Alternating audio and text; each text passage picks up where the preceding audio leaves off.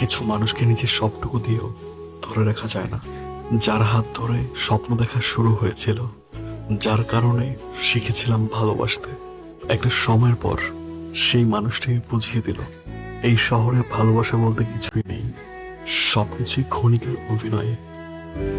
যখন আমাকে আমার অনেক কাছের মানুষ আঘাত করে অনেক বেশি, বা আমাকে অবহেলা করে, আমি জাস্ট আমার জীবন থেকে তাকে সরিয়ে দিই। কারণ আমার কাছের মানুষ মানে সে আমার একান্তই কাছের মানুষ।